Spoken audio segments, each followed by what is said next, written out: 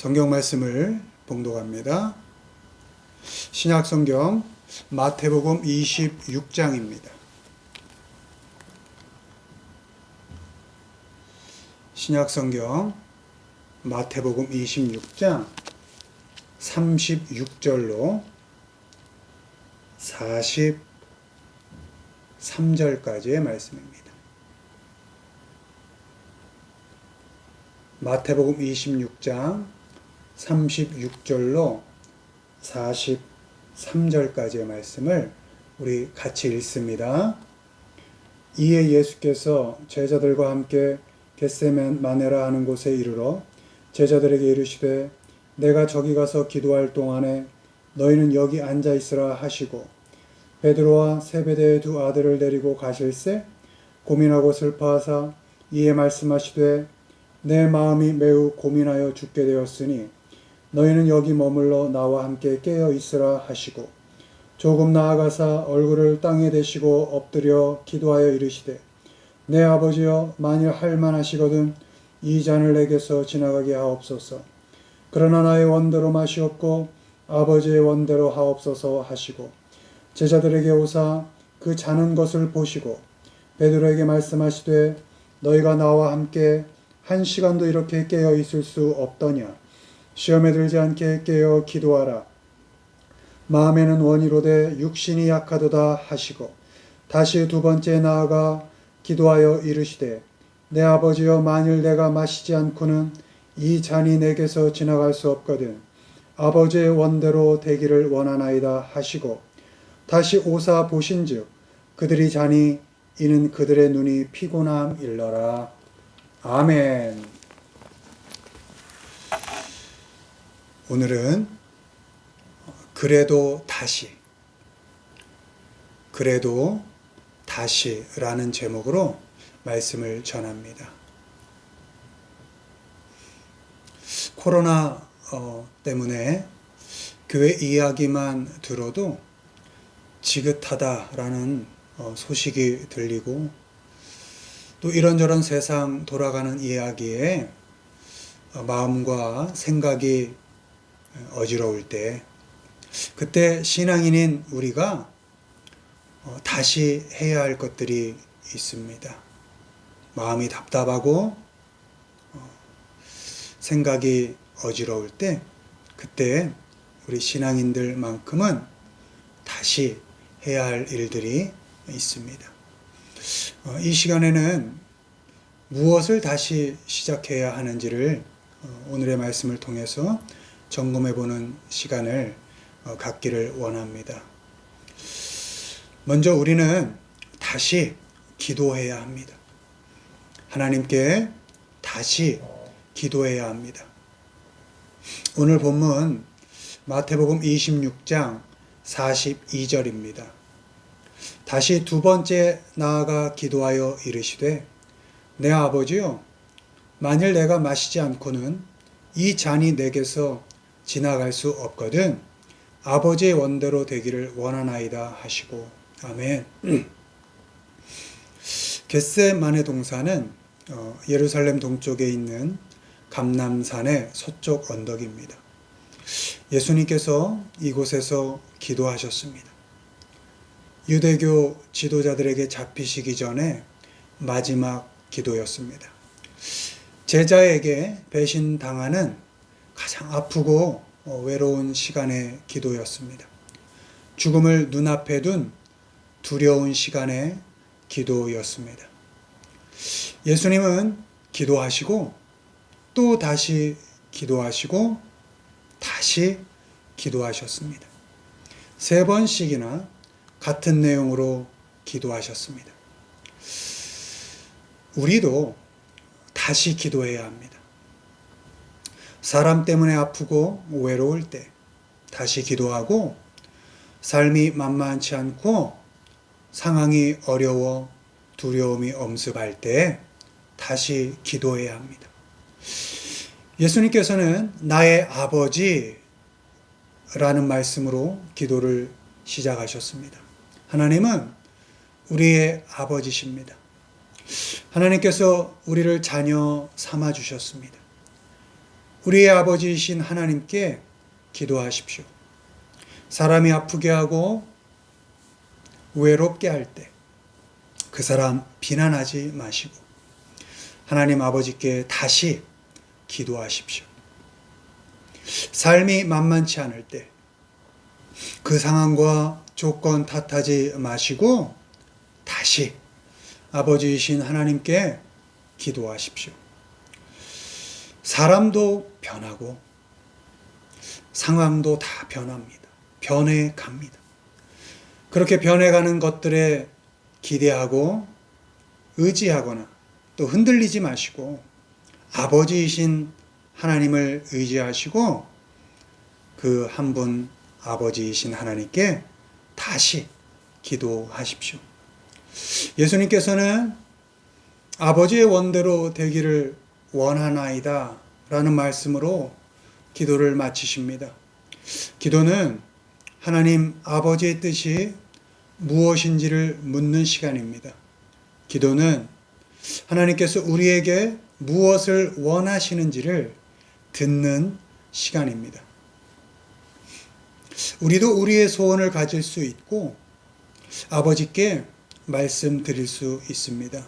그러나 내 뜻대로 해달라고 아버지께 강요하거나 때를 쓰거나 억지를 부려서는 안 됩니다. 그것은 기도가 아닙니다. 기도는 묻는 것입니다. 하나님 아버지께 물어야 합니다. 그리고 기도는 듣는 것입니다. 하나님 아버지의 뜻이 무엇인지를 들어야 합니다. 세상이 혼란스럽고 이런저런 소식 때문에 마음과 생각이 어지러울 때 아버지께 다시 묻고 다시 듣는 기도를 시작하기를 바랍니다. 하나님 아버지의 뜻이 우리의 삶에서 이루어지기 원하는 기도를 다시 시작해서 아버지의 뜻이 우리의 삶 가운데 풍성하게 펼쳐지는 아름다운 인생을 살아가시기를 주님의 이름으로 축원을 드립니다. 다음으로 우리는 다시 봐야 합니다.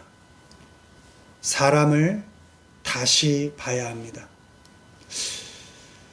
마태복음 26장 43절 44절입니다. 다시 오사 보신즉 그들이 자니 이는 그들의 눈이 피곤함 일러라. 또 그들을 두시고 나아가 세 번째 같은 말씀으로 기도하신 후. 아멘. 예수님께서 겟세마네 도착해서 제자들에게 내가 기도할 동안에 앉아 있으라고 말씀하십니다. 그리고 베드로, 야고보, 요한을 데리고 조금 더 가셔서 마음에 있는 얘기를 하십니다. 내가 고통스럽고 슬프다. 또 고통 때문에 죽을 만큼 아프다. 그러니 여기서 나와 함께 깨어 있어다오. 이렇게 말씀하십니다. 조금 떨어져서 기도하신 후에 돌아와서 보니 세 제자들이 자고 있었습니다. 예수님께서 베드로에게 말씀하십니다. 1시간도 깨어 있을 수 없냐? 나는 죽을 만큼 아프고 이렇게 고통스러운데 너는 1시간도 깨어 있을 수 없더냐? 깨어서 기도 좀 해라. 이렇게 말씀하시고 다시 기도하러 가십니다. 두 번째 기도를 마치시고 다시 오셔서 세 제자들을 보십니다. 역시 그들은 자고 있었습니다. 그들은 당황했고 아무 말도 할 수 없었습니다. 예수님이 보시기에 그들의 눈꺼풀은 무거웠고 눈은 피곤했습니다. 이번에도 예수님께서 아무 말씀도 하지 않으십니다. 그들을 그대로 두시고 다시 세 번째 기도를 하러 가십니다. 우리는 다시 볼 수 있어야 합니다. 사람들을 다시 볼 수 있어야 합니다. 여기서 본다는 것은 안다는 것입니다. 우린 사람들을 다시 보고 알 수 있어야 합니다. 다른 사람의 마음이 나의 마음 같지 않다는 것을 다시 볼 수 있어야 합니다. 다른 사람의 눈꺼풀의 무게가 나의 죽음의 무게보다 더 무거울 수 있다는 것을 다시 알아야 합니다. 3년이란 세월을 먹고 자며 함께 살아왔던 제자들조차도 예수님의 고통과 아픔을 고작 1시간도 함께 할 수 없었습니다. 우리도 다른 사람들의 마음이 내 마음과 같지 않다는 것을 알고 인정해야 합니다. 그리고 내 마음 같지 않은 그들을 그대로 둘 수 있어야 합니다. 다시 오셔서 제자들을 보신 예수님은 아무 말씀도 하지 않으시고 그대로 그들을 두시고 다시 기도하러 가셨습니다. 내 마음 몰라주는 그 사람을 원망하지 마시고 그대로 두어야 합니다. 내 아픔 몰라주는 그 사람을 불평하지 마시고 그대로 두어야 합니다. 나의 고통 따위는 관심이 없는 그 사람을 판단하거나 정죄하지 마시고 그대로 두어야 합니다. 원망하지 않고 비판하지 않고 욕하지 않고 그대로 둘 수 있어야 합니다. 그 사람의 손톱에 낀 가시가 나의 죽음보다도 더 고통스럽고 아플 수 있다는 것을 인정하시고 그대로 둘 수 있어야 합니다. 그리고 우리는 다시 하나님 아버지께로 나아가야 합니다. 다시 아버지께로 가서 아프다고 말하고 또 다시 아버지께로 가서 고통스럽다고 말해야 합니다.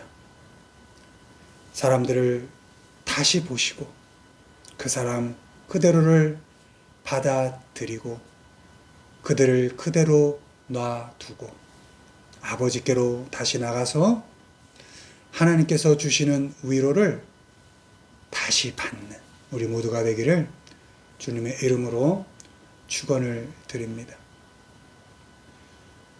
마지막으로 우리는 다시 살아야 합니다.